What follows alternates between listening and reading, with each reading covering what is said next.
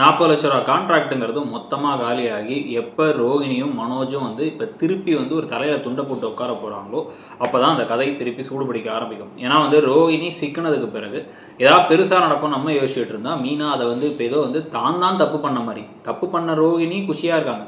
அவங்களுக்கு 40,00,000 பணம் வரப்போகுதுன்ட்டு. ஆனா மீனா என்ன பண்றாங்கன்னா, தான் தலையில கல்ல தூக்கி போட்டுக்கிற மாரி எல்லாத்தையும் பண்ணிட்டு, ரோகிணி மனோஜோட சேர்ந்து வாழணுங்கிறதுக்காக இப்ப மீனா முத்துவை விட்டு பிரிஞ்சு வேணுனே சண்டை போட்டு போறாங்க. அவர் குடிக்காம தான் வந்தாரு. சும்மா ஏதோ மிச்சம் இருந்ததை குடிச்சேன்னு சொன்னதெல்லாம் உண்மைதானா உங்களுக்கு தெரியும். குடிச்சுக்கிட்டு டெய்லி குடிச்சுக்கிட்டு இருந்தேன். ஃபர்ஸ்ட் நைட்னு ஏற்பாடு பண்ணும்போது கூட குடிச்சுக்கிட்டு இருந்த முத்து, இப்போ கம்ப்ளீட்டாக அந்த பழக்கத்தையே நிறுத்திட்டாரு அப்படிங்கிறது உங்களுக்கு தெரியும். ஆனால் அதை மீறி இப்போ அவங்க என்ன நினைக்கிறாங்க அப்படின்னா இல்லை இது நம்ம கோபத்தை காமிச்சாச்சு நம்ம கிளம்பி போயிடலாம். ஒரே கல்ல ரெண்டு மாங்காய். அவர் குடிக்கிறத மொத்தமாக நிறுத்தினாலும் சந்தோஷம்தான்.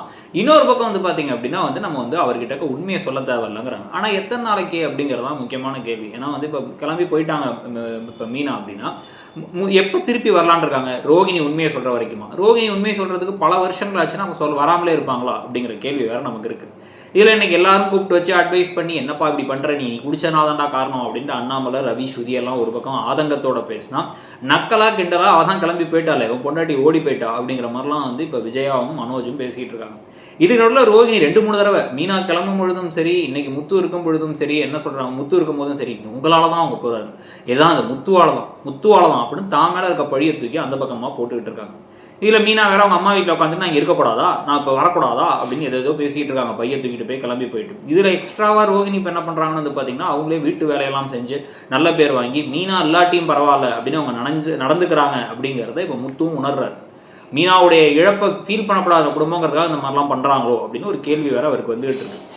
இது எல்லாத்துக்கும் இடையில இப்போ மனோஜ் தன்னுடைய அந்த கான்ட்ராக்ட் விஷயத்தில் ஏதாச்சும் திமிரா பேசுறது, இல்லை அங்கே போய் அந்த மேனேஜரை போய் எகுறது, இல்லை இப்போ இந்த சிந்தாமணிக்காக ரோகிணி ஏதாச்சும் ஒரு தகுடுதத்த வேலைகள் செஞ்சு எக்ஸ்போஸ் ஆகி கடைசியில் பார்த்தீங்க அப்படின்னா அந்த கான்ட்ராக்டே இல்லாமல் போனால் கரெக்டாக இருக்கும். இல்லைன்னு வச்சுக்கோங்க, அப்படியே இந்த பக்கம் இவங்களோட கிராஃப் மட்டும் ஹையில் போயிட்டே இருக்கு. இந்த பக்கம் மீனாவும் முத்துவும் ஒரு ரூமே இல்லாமல் இருந்தாங்க. இப்போ ஒன்றா ஒரே வீட்டில் இல்லாத மாதிரி ஆகிட்டு இருக்காங்கிறதுலாம் பார்க்குறவங்களுக்கு செம கடுப்பாக இருக்கும்.